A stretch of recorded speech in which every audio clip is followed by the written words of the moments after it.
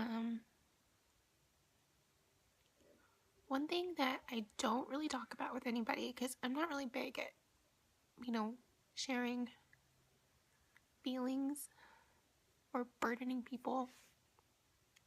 So I have always suffered from really bad anxiety since I was really little. I lived in Carson City, Nevada, and when I was younger, we would go to Reno at night, and driving home from there, if it was dark out, I was like probably 4, I would just be terrified at night, thinking that I was going to go to hell. Silly stuff like that. But that's how far back I can remember it, and it's silly. But sometimes it hits me really hard for no reason. Like, I'll be reading a news article. Like, today I read about that woman that... we won't even go there. But my anxiety is just like...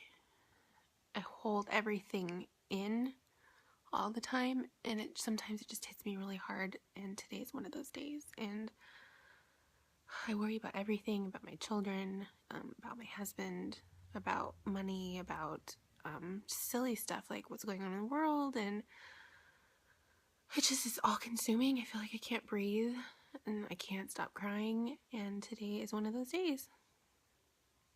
And I can't explain how anxiety feels.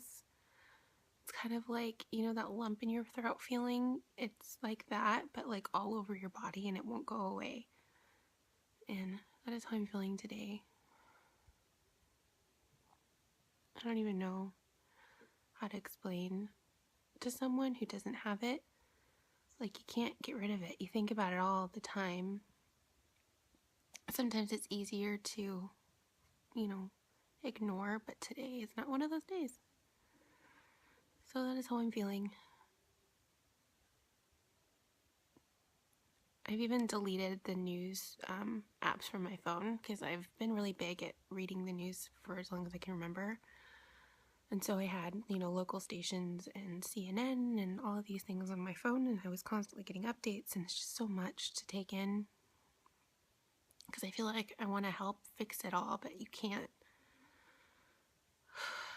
I was just reading something about the Holocaust, and it was like very, very descriptive. And it happened so long ago, and it still affects me.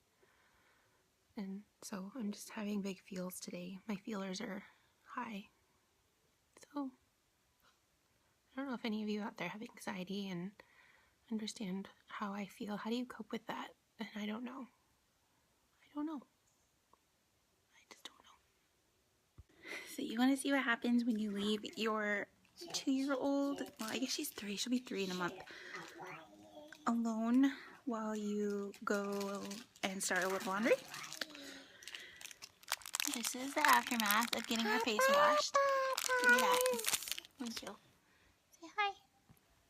I just had to wash her face off in the sink because I had just made myself a cup of coffee and then went to start a load of laundry.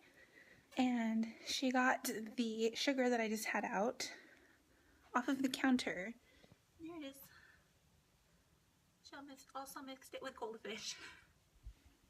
It's everywhere. Like, I can't even begin to tell you. You can't really see it on camera, but it's all over it. Like, this couch is covered.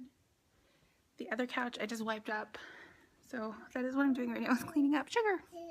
Ah, it's okay. She's still cute. Zoe, run! Hi, Doey. Doey. Doey, Doey. Hey, Doey. Say hi, Mommy. Hey. Say hi, YouTube. Hi, YouTube. Say we suck at vlogging. I don't need to say that, you just did.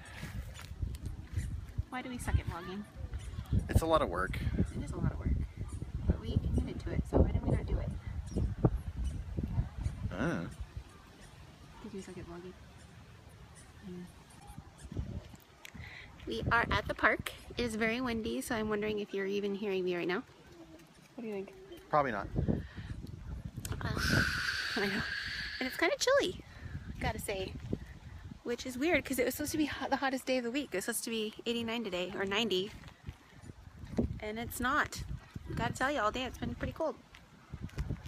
But I figured the kids needed to get release some steam and, you know, get some energy out. And so that is what we're doing. We're at the park, letting the Zoe run around. She found another table to climb on top of because that's what she does at home. So, you know, why not do it here too?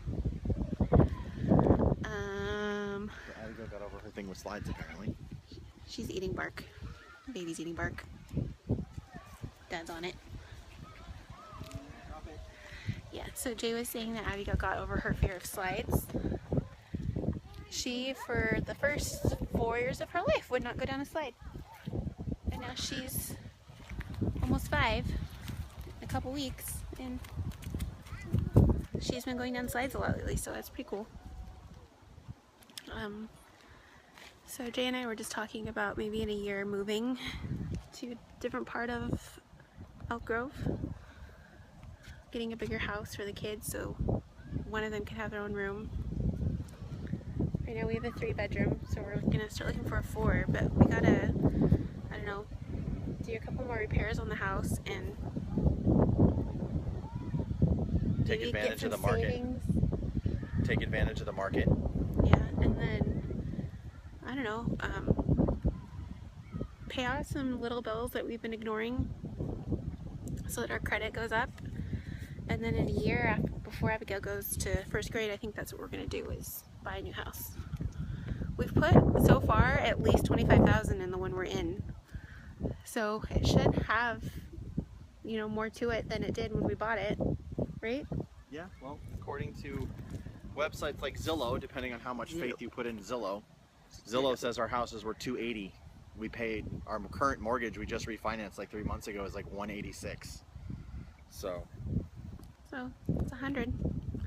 If we keep putting more money into it, like they are going off of the old numbers of like when we had an old air conditioner and an old roof and old bathrooms and heater and stuff like that. So hopefully it goes up a little bit more.